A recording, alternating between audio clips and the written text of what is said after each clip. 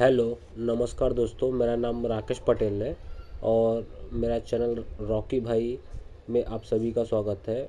जैसा कि मैंने आपको बताया था पिछली बार, श्री परमहंस योगानंद जी का लेखक जहाँ है प्रकाश, उसका मैंने आप लोगों को पहला अध्याय सुनाया था, जिसका नाम था हमारी अनंत क्षमताएं। उसका पहला अध्याय समाप्त हुआ था और आज मैं आप लोगों को श्री परमहंस योगानंद जी का जहाँ है प्रकाश का दूसरा पार्ट बताने जा रहा हूँ, जिसका नाम है विपत्ति के समय में शक्ति।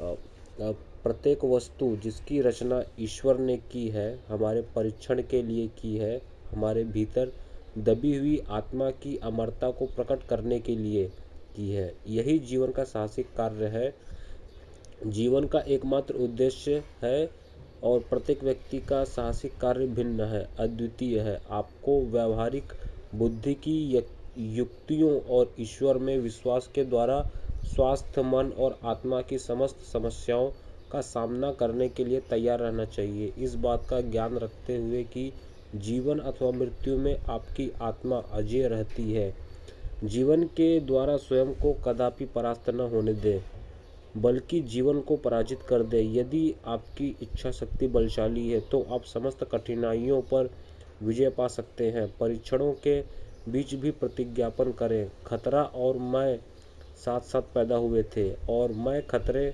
से अधिक खतरनाक हूँ। यह सत्य है और यही सत्य रहेगा, जिसे आपको सदा स्मरण रखना चाहिए। इसे प्रयोग करें और आप देखेंगे कि यह प्रभावकारी है। दासवत नश्वर मानव की तरह व्यवहार न करें और आप ईश्वर की संतान हैं। अनेक लोग जीवन की समस्याओं से डरते हैं, मैं कभी भी उनसे घबराया नहीं, क्योंकि मैंने सदा यह प्रार्थना की है, प्रभु आपकी शक्ति की मुझ में वृद्धि हो, मुझे सकारात्मक चेतना में रखना, ताकि मैं आपकी सहायता से अपनी कठिनाइयों पर सदा विजय प्राप्त कर सकूं। क्योंकि आप ईश्वर के प्रतिबिंब में बने हैं, तो ऐसा विश्वास करना कि आपके परीक्षणों को परास्त करने के लिए आपका देवत्व जितना शक्तिशाली है, आपके परीक्षण उससे कहीं अधिक कठिन है। एक असत्य पर विश्वास करना। याद रखें, आपके परीक्षण चाहे कैसे भी क्यों न हो, आप इतने कमज़ोर नहीं हैं कि लड़ न सके। ईश्वर आपकी सहन शक्ति से अधिक कष्ट आपको कभी भी नहीं देंगे। सेंट फ्रांसिस के कष्ट आपकी कल्पना से परे थे, परंतु उन्होंने कभी हिम्मत नहीं हारी। एक एक करके मन की शक्ति से उन्होंने उन बाधाओं पर विजय पाई और विश्व के स्वामी के साथ एक हो गए।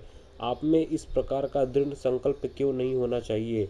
प्रत्येक परीक्षण का जो आपके पास आता है, स्वयं को सुधारने के एक सुअवसर के रूप में प्रयोग करें। जब आप जीवन की कठिनाइयों एवं परीक्षणों से गुजर रहे होते हैं तो प्रायः आप विद्रोह हो जाते हैं। ऐसा मेरे साथ क्यों होना चाहिए?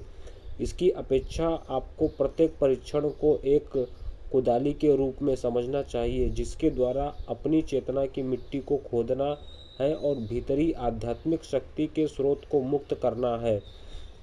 प्रत्येक परीक्षण को उस शक्ति को प्रकट करना चाहिए जो आपके भीतर ईश्वर के प्रतिबिंब में बनी है, उनकी संतान होने के कारण छिपी है। समस्याओं से पलायन करना एक सरलतम उपाय प्रतीत हो सकता है, परंतु आपकी शक्ति तभी बढ़ती है जब आप एक बलशाली प्रतिद्वंदी से कुश्ती लड़ते हैं। जिस व्यक्ति के पास कोई कठिनाइयाँ नहीं है, यह वही व्यक्ति है जो विकास नहीं करता।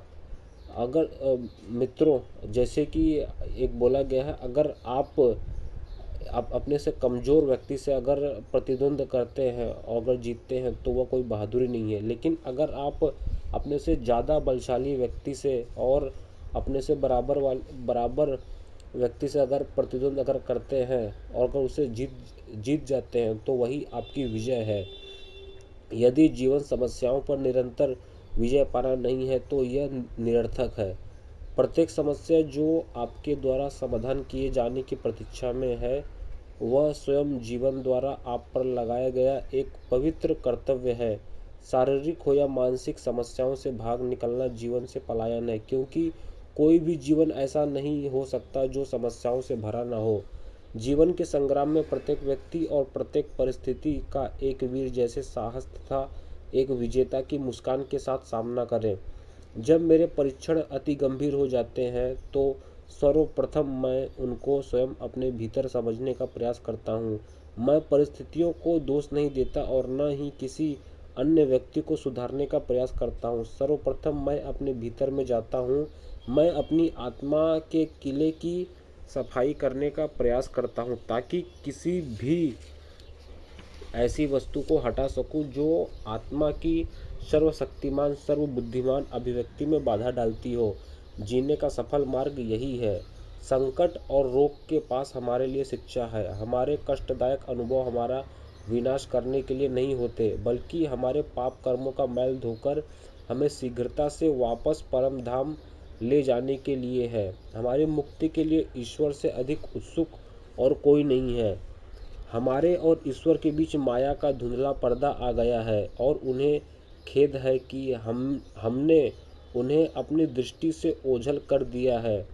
गिरते हुए बमों से, भयानक रोगों में और जीने की गलत आदतों के कारण होती मृत्यु से अपने बच्चों को दुखी देखकर वे प्रसन्न नहीं हैं। उन्हें इसका अफसोस है क्योंकि वे हमें प्रेम करते हैं तथा हमारी वापसी चाहते हैं। आपको रात्रि में ध्यान करने और उनके साथ एकात्म होने का प्रयास अवश्य करना चाहिए।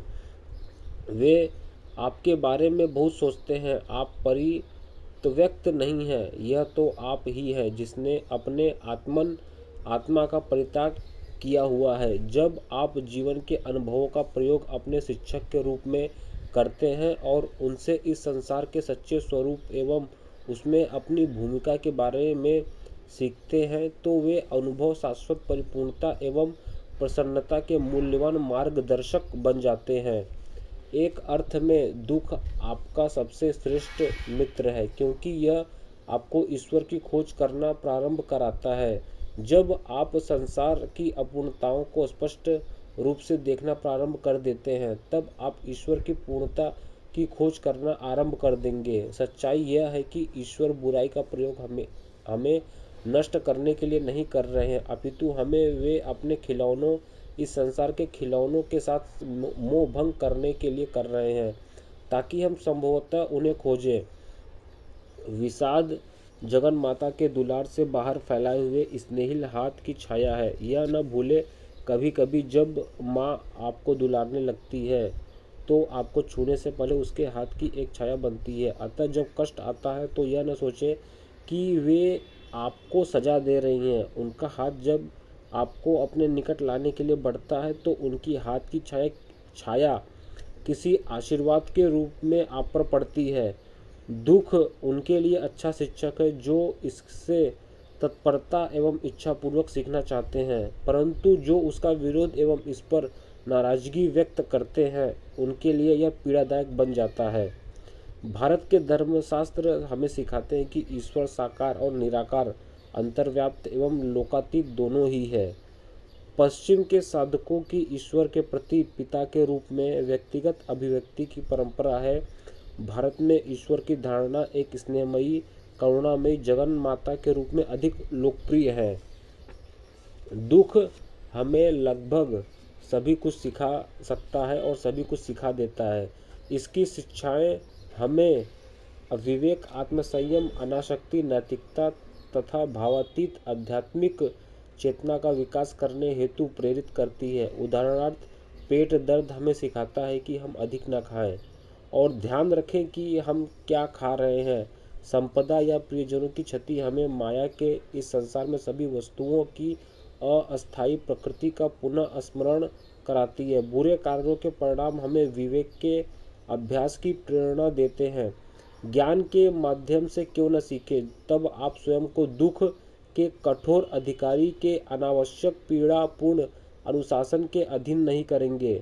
दुख स्वतंत्र इच्छा के दुरुपयोग से उत्पन्न होता है। ईश्वर ने हमें उन्हें स्वीकार या अस्वीकार करने का अधिकार दिया है। वे नहीं चाहते कि हमारा कष्टों से सामना हो, परंतु जब हम ऐसे कर्म चुनते हैं जो हमें कष्ट पहुंचाए तो वे हस्तक्षेप नहीं करेंगे। बुरा स्वास्थ्य या अचानक आर्थिक असफलता या अन्य कष्ट जो आप पर बिना किसी चेतावनी के और बिना उनके कारण की जानकारी के आते हैं, उनके सभी कारण आपने अतीत में, इस जन्म में या पिछले जन्मों में बनाए थे तथा वे चुपचाप आपकी चेतना में अंकुरित होते रहे हैं। यदि आप किसी रोग, आर्थिक समस्या, भावनात्मक विक्षेप से पीड़ित हैं तो ईश्वर या अन्य किसी व्यक्ति को दोष न दें। आपने स्वयं ही भूतकाल में इस समस्या के कारणों को रचा था तथा आपको इसे उखाड़ फेंकने का दृढ़ निश्चय करना ही होगा। प्रारब्धवादी दृष्टिकोण को अपनाकर बहुत से लोग कर्म की गलत व्याख्या करते हैं। आपको कर्म को स्वीकार करने की आवश्यकता नहीं है। यदि मैं आपसे कहूं कि कोई व्यक्ति आपके पीछे आपको चोट पहुंचाने के लिए तैयार खड़ा है क्योंकि पहले कभी आपने उसे चोट पहुंचाई थी और आप नम्रता से यह कहें, ठीक है, यह मेरा कर्म है, और चोट खाने के लिए उसकी प्रतीक्षा करते हैं, तो निस्संदेह आप पर प्रहार तो होगा ही। आप उसे शांत करने का प्रयास क्यों नहीं करते? उसे शांत करने से आप उसकी कड़वाहट को कम कर सकते हैं तथा चोट पहुंचाने की उसकी इच्छा को मिटा सकते हैं। जब आप मन को अपने कर्मों के प्रभावों के आगे झुकने नहीं देते तो आपके कर्मों के प्रभावों में आपको क्षति पहुंचाने की शक्ति अत्यंत कम हो जाती है।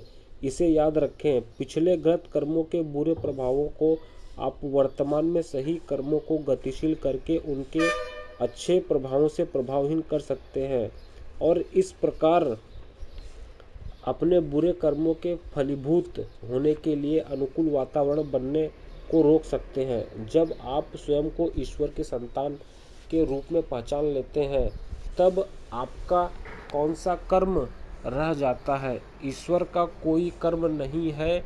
और जब आप यह जान लेते हैं कि आप उनकी संतान हैं तो आपका भी कोई कर्म नहीं रहता। प्रतिदिन आपको यह प्रतिज्ञापन करना चाहिए, मैं नश्वर प्राणी नहीं हूँ, मैं शरीर नहीं हूँ, बल्कि मैं ईश्वर की संतान हूँ। यही ईश्वर की उपस्थिति का अभ्यास है। ईश्वर कर्मों से मुक्त है। आपका सृजन उनके प्रतिबिंब में हुआ है। आप भी कर्मों से मुक्त हैं। किसी को आपसे यह कहने की अनुमति न दें कि आपके दुख या समस्याएं आपके कर्म हैं। आप आत्मा का कोई कर्म नहीं है। यदि शंकराचार्य ने कहा था, मैं ब्रह्म के साथ एक हूँ, मैं वह हूँ, यदि आप इस सत्य का अनुभव कर ले तो आप एक देवता हैं। परंतु यदि आप मानसिक प्रतिज्ञापन करते रहें, मैं देवता हूँ, और मन की पृष्ठभूमि में यह सोचते रहें, परंतु ऐसा लगता है कि मैं एक नश्वर प्राणी हूँ, तो आप एक नश्वर प्राणी ही है।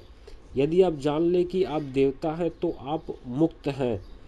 आदि शंकराचार्य, उनके जीवन काल का समय अनिश्चित है। बहुत से विद्वान उन्हें 8वीं या प्रारंभिक 9वीं शताब्दी के समय का मानते हैं। क्या तुम नहीं जानते कि तुम ईश्वर का मंदिर हो और ईश्वर की आत्मा तुम में वास करती है? यदि आप ध्यान के द्वारा अपने मन को शुद्ध एवं विस्तारित कर सके अथवा ईश्वर को अपनी चेतना में ला सके तो आप भी रोग, सीमाओं और मृत्यु के भ्रम से मुक्त हो जाएंगे। यदि आप कर्म से ऊपर उठना चाहते हैं तो इन 3 सत्यों को अनुभव करने का प्रयास करें। जब मन शक्तिशाली हो और हृदय शुद्ध हो तो आप मुक्त हैं। यह मन ही है जो आपको शरीर की पीड़ा से जोड़ता है। जब आप शुद्ध विचारों को सोचते हैं और मानसिक रूप से शक्तिशाली होते हैं तब आप बुरे कर्मों के पीड़ादायक प्रभावों से दुखी नहीं हो सकते। इसे मैंने बहुत प्रसन्नतादायक पाया है। अवचेतन निद्रा में आप मुक्त हैं। जब आप समाधि में ईश्वर के साथ एक होते हैं तो आपका कोई कर्म नहीं होता। इसलिए संतजन कहते हैं, निरंतर प्रार्थना करो। जब आप निरंतर प्रार्थना एवं ध्यान करते हैं तब आप अधिचेतना के क्षेत्र में चले जाते हैं जहाँ कोई भी कष्ट आप तक नहीं पहुँच सकते हैं। चेतना की उन्नत अवस्था जिसमें ईश्वर का प्रत्यक्ष अनुभव होता है। सचेतन अवस्था शरीर एवं इसके बाह्य परिवेश का बोध है। अवचेतन अवस्था मन की आंतरिक अवस्था है जो निद्रा तथा स्मृति जैसी मानसिक प्रक्रियाओं में कार्यरत होती है। अधिचेतन अवस्था इंद्रियातीत उच्चतर मन या आत्मा की आध्यात्मिक चेतना है।